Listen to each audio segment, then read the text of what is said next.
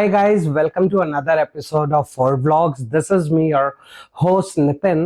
तो गाइस आज हम बात करने वाले हैं कुछ कॉमन प्रॉब्लम्स की और कुछ कॉमन मेंटेनेंस टिप्स की जिससे बहुत सारे यूजर्स इफेक्टेड होते हैं। यानी कि आप हो गए, मैं हो गया, हम सारे ही लोग इससे इफेक्टेड होते हैं। और कुछ एक कॉमन प्रॉब्लम्स के भी बारे में हम लोग बात करेंगे कि कैसे इसको मिनिमाइज कर सकते हैं आप अपनी रॉयल एनफील्ड में। अब आपके पास चाहे बाइक मीटियोर 350 हो, चाहे आपके पास क्लासिक 350 हो, बुलेट 350 हो, या फिर आपके पास हो कोई भी 650 सीसी सेगमेंट की बाइक, प्रॉब्लम्स करीब करीब एक जैसी हैं, सॉल्यूशंस भी करीब करीब एक जैसे ही हैं। तो आज इसी के ऊपर करेंगे पूरी बात, लेकिन उससे पहले दो रिक्वेस्ट। नंबर 1, अगर आप चैनल पे पहली बार आए हैं तो चैनल सब्सक्राइब कर लीजिए, वीडियो अच्छी लगे तो लाइक और शेयर जरूर कीजिएगा। और गाइस, ये हमारी इंस्टाग्राम आईडी यहाँ पे नीचे आ रही है, प्लीज हमें इंस्टाग्राम पे भी फॉलो कीजिए, हमसे वहां पे आप डायरेक्टली बातचीत कर सकते हैं। तो आइए शुरू करते हैं इस वीडियो को बिना किसी देरी के और बताता हूं आपको सॉल्यूशंस।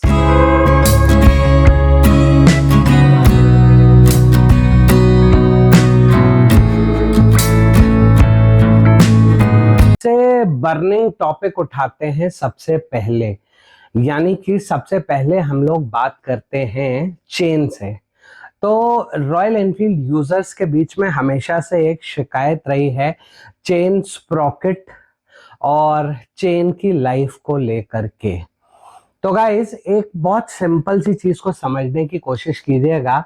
आप जिन बाइक से रॉयल एनफील्ड को कंपेयर करते हैं, उन बाइक्स का क्यूमुलेटिव वेट जो है वो रॉयल एनफील्ड के आसपास भी नहीं होता है।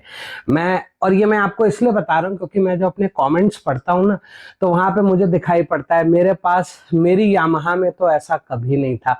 अब आपको यहाँ पे समझना पड़ेगा कि Yamaha is not a 200 kilogram bike, or it not a 250 kilogram bike like Super Meteor 650। इन बाइक्स का क्यूमुलेटिव वेट जो है वो काफी कम है as compare to Royal Enfield. Number 1। Number 2, क्योंकि इन बाइक्स का वेट कम होता है तो उसकी वजह से क्या होता है, इन बाइक्स के चेन्स के ऊपर प्रेशर कम होता है when they are pulling up the bike. Royal Enfield की चेन पे हमेशा थोड़ा ज्यादा प्रेशर होगा because of the weight factor, क्योंकि इंजन से जो भी पावर आपकी ड्रॉ होती है वो व्हील्स तक ट्रांसफर सिर्फ चेन करती है। तो चेन स्प्रॉकेट यहाँ पे हमेशा ज्यादा स्ट्रेस में होगा रॉयल एनफील्ड में। और बट मैं आपको फिर भी अभी यहाँ पे ऐड करता हूं कि अगर आप अपनी चेन को प्रॉपर क्लीन एंड लूब करेंगे ऑन टाइमली इंटरवल्स, जो कि रॉयल एनफील्ड कहता है कि every 500 kilometres you should do that, अगर आप इसको करेंगे तो आपको चेन स्प्रॉकेट की लाइफ हमेशा बेहतर ही मिलेगी। लाइक मैं आपको बता दूं, मेरे पास एक क्लासिक है, मेरे पास एक मीटियोर 350 है, एक सुपर मीटियोर 650 है और अभी एक हिमालयन ली है। 4 बाइक्स होते हुए आज तक मेरी किसी भी बाइक का चेन स्प्रॉकेट चेंज नहीं हुआ है। And when I talk about my classic, it is dated 2020। 2020 से आज 2024 हो गया है, लेकिन बाइक का स्प्रॉकेट चेंज नहीं हुआ है। Similarly is the case with meteor. Super meteor के लिए लोगों ने बहुत सारी बातें बोली कि इसका चेन स्प्रॉकेट बहुत जल्दी जा रहा है, लेकिन गाइस 6,500 में सुपर मीटियोर को भी चला चुका हूं और चेन स्प्रॉकेट 1 पॉइंट सिर्फ डाउन हुआ है। 5 पे आया था, 6 तक आया है। तो इट ऑल डिपेंड्स कि आप किस तरीके से अपनी बाइक के चेन को एडजस्ट एंड मेंटेन करते हो। Point number 2।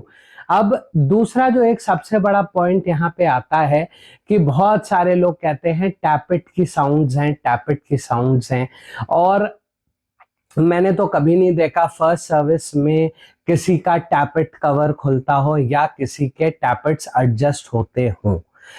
गाइस, बिल्कुल आप यहाँ पे सही हैं कि टैपिट्स बहुत कम होता है कि ऐसे एडजस्ट होते हैं। और रादर आपको एक छोटी सी बात बताता हूँ, कभी again no controversies and not against any brand. कभी हीरो में, कभी बजाज में जाइएगा, यामाहा में भी जाइएगा फॉर दैट मैटर, और उनसे पूछिएगा जरा कि टैपेट क्लियरेंस है कितना। मैं आपको लिख के दे सकता हूं कि out of 100 times if you ask them, 98% times वो आपको ये बता भी नहीं पाएंगे कि टैपेट क्लियरेंस कितना होना चाहिए। मैं बताऊं कैसे एडजस्ट करते हैं टैपेट्स को? मैं इसलिए आपको ये बता रहा हूं क्योंकि I also was a Karizma owner. Karizma 225 मुझे बहुत ज्यादा पसंद थी अपनी गाड़ी, बट बिकॉज उसका टाइम पीरियड पूरा हो रहा था 15 years, so I had to sell it off. जब भी मैं उसे हीरो में लेके गया एडजस्ट कराने के लिए, ना उन्होंने कभी पिस्टन को बॉटम आउट किया, और उसके बाद वो ऐसे ऐसे हिला के देखते थे, हाँ ये टाइट है। So that is the kind of difference that you get in royal Enfield. अगर आप रॉयल एनफील्ड में जाके किसी भी टेक्नीशियन से पूछेंगे कि टैपेट का वॉल्व क्लियरेंस कितना होना चाहिए, तो उन्हें पता होता है। And why Royal Enfield requires you to do the tappet adjustments? Because they want कि उनकी बाइक्स flawlessly चलती रहें, because Royal Enfield has a lot to lose in the market in terms of its reputation. बाकी bikes because of their cost factor बिकती हैं, royal Enfield बिकती है अपनी रॉयल्टी की वजह से, अपनी इमोशनल वैल्यू की वजह से सबसे पहले।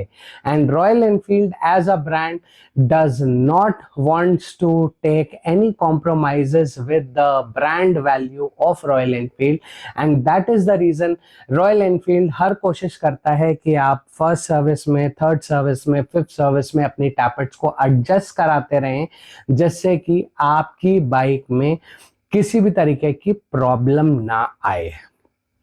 तीसरा प्रॉब्लम, रॉयल एनफील्ड के साथ एक कहावत थी बहुत पहले कि जहां रॉयल एनफील्ड खड़ी होती है वहां पे अपने मार्क छोड़ती है। तो पता है वो मार्क क्या थे? वो मार्क और कुछ नहीं थे, रॉयल एनफील्ड में से पुराने इंजन्स जो होते थे उनमें से ऑयल ड्रिपिंग की समस्या थी, जिसकी वजह से जहां पे भी आप उसे खड़ा करते थे तो वहां पे हल्का फुल्का ऑयल आता रहता था। ये शिकायत थी, है नहीं।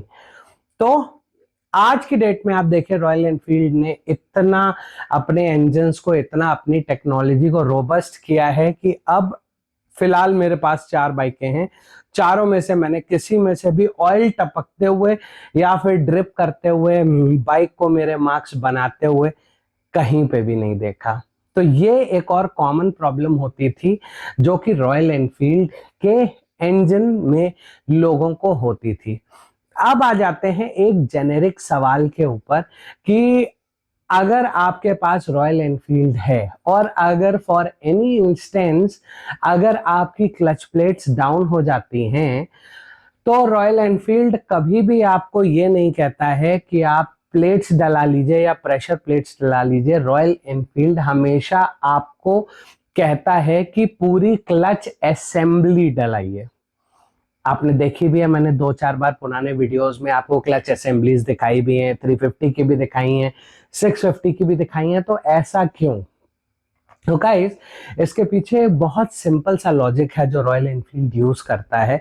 वो ये है कि क्लच असेंबली के पीछे जो उसका क्लच का जो हब होता है, over a period of time जब आपकी प्लेट्स बर्नआउट होती हैं, घिसती हैं, तो उस क्लच के जो हब होता है उसके बीच में भी थोड़ा सा प्ले आ जाता है, जो कि बाकी ब्रांड्स आपको रेकमेंड नहीं करते। तो उसका एक लॉस या बेनिफिट मैं कह सकता हूं आपको ये मिलता है कि आपकी जो प्लेट्स हैं वो जल्दी वियर एंड टियर हो जाती हैं in other brands as compare to Royal Enfield. और आप लोग एक चीज को जान के बहुत ज्यादा हैरान हो जाएंगे कि अगर आपकी बाइक फर्स्ट 6 मंथ्स की वारंटी में है और अगर clutch plate without your fault अगर किसी भी रीजन से खराब हो जाते हैं in the very first 6 months या फिर 3000 किलोमीटर से कम, तो रॉयल एनफील्ड उनको absolutely free of charge replace करता है। It is called as a one time gesture जो कि रॉयल एनफील्ड फॉलो करता है अपने कस्टमर्स के एक्सपीरियंस को बेहतर बनाने के लिए। लेकिन अब अगर आप मुझसे ये कहो कि मैंने बाइक दो आपस में बांध दी थी, टगो वॉर कर रहे थे और मेरी बाइक का क्लच प्लेट खराब हो गया है, तो गाइज उस सिचुएशन में आपने, because it was a deliberate attempt to damage the bike, तो वहां पे आपको नहीं मिलेगा। लेकिन अगर ये आपका नेचुरली चलते चलते पिकअप कम हो जाता है या फिर आपकी प्लेट्स बर्नआउट हो जाती, तो रॉयल एनफील्ड आपको यहाँ पे फैसिलिटी देता है।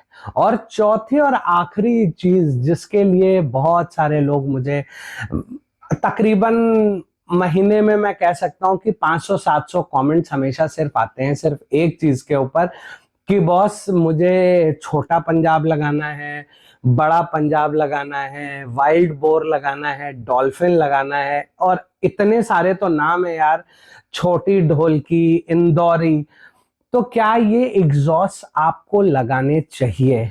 तो guys if you ask me as a person, तो मैं आपको बिल्कुल भी सजेस्ट नहीं करूंगा इन एग्जॉस्ट को लगाने के लिए। नंबर वन, इन एग्जॉस्ट की वजह से बैक प्रेशर इंजन का लूज आउट होता है, जिसकी वजह से over a period of time आपके वॉल्व्स वगैरह बैठ जाते हैं, जिसकी वजह से आपके हेड में प्रॉब्लम आती है। नंबर टू, अगर आप ये आफ्टर मार्केट एग्जॉस्ट लगाते हैं और इंजन में प्रॉब्लम आती है, तो Royal Enfield reserves the right to void the warranty which it provides on your engine, because आपने एक unauthorised after market part directly engine के साथ कनेक्ट किया हुआ है, जो कि आपके गाड़ी को डैमेज कर सकता है।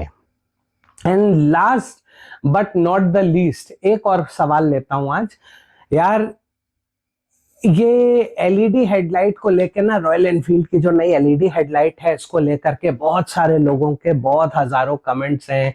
ये बिल्कुल बेकार है, ये बिल्कुल रोड पे लाइट नहीं देती है।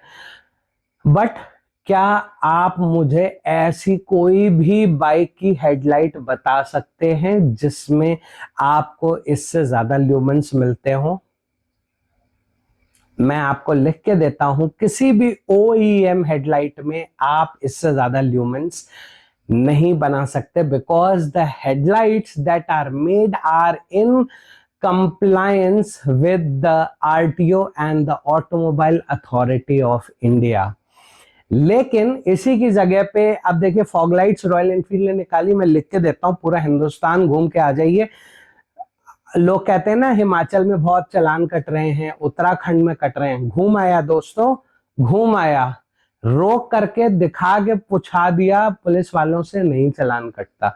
लेकिन उसी की जगह पे अगर आप हाई वॉल्यूम ऑक्स लाइट्स लगाते हैं, लाइक मैड डॉग हो गया, HJG हो गया, और भी बहुत सारे ब्रांड्स हैं मार्केट में, तो ये ब्रांड्स आपको हाई ल्यूमेंस की लाइट्स क्यों देते हैं? ये ब्रांड्स इसलिए हाई ल्यूमेंस की लाइट्स को देते हैं आपको, बिकॉज आप बताओ ना, HJG का ऑफिशियल सप्लायर इंडिया में कौन है? नहीं बता पाओगे। मैड डॉग का पूछता हूं, नहीं बता पाओगे। रीजन भी कि these lights are imported by various importers from outside the country and they just sell it. तो ना तो इसमें कोई ARAI का सर्टिफिकेशन है, ना तो इसमें किसी तरीके के अप्रूवल्स हैं। हाँ, अब इनमें जो lights with in the lumens range हैं वो चलती हैं। अब जैसे मेरे पास एक 6 लेंस लाइट पड़ी है, बहुत सोचा मैंने कि मुझे मीटियोर में लगानी, आई एम सॉरी, हिमालयन में लगानी चाहिए या नहीं, and then I finally decided कि नहीं लगाऊंगा, for a very simple reason कि हाई ल्यूमेंस लाइट है, किसी ना किसी को परेशानी होगी, and I do not want to be a part of it. तो दोस्तों, लाइफ में चीजों की पॉजिटिविटी को देखिए। आप कोई गाड़ी उठा लीजिए, डोमिनार उठा लीजिए, रॉयल एनफील्ड उठा लीजिए, TVS उठा लीजिए, होंडा CB350 उठा लीजिए, अगर LED हेडलाइट है तो इससे ज्यादा लूमेंस किसी में नहीं होंगे, क्योंकि ये अलाउड ही नहीं है। तो उम्मीद करता हूं कि आपके कुछ कॉमन सवाल रिलेटेड टू रॉयल एनफील्ड मैं आज आंसर कर पाया हूं। अब नेक्स्ट वीक ऑनवर्ड्स एंजॉय कीजिए एक्सक्लूसिव बाइक के ऊपर वर्कड आउट वीडियोस। और हाँ, आप लोग की जितनी रिक्वेस्ट हैं सारी लिखी हैं, वो भी आने वाली है और बहुत जल्दी हम लोग पहुंच रहे हैं मोटोवर्स 2024 और वहां पे भी करेंगे पूरा धमाल। सो मिलता हूं आपसे बहुत जल्दी एक और नए वीडियो में। Till then stay tuned, stay safe, stay secure. Good bye.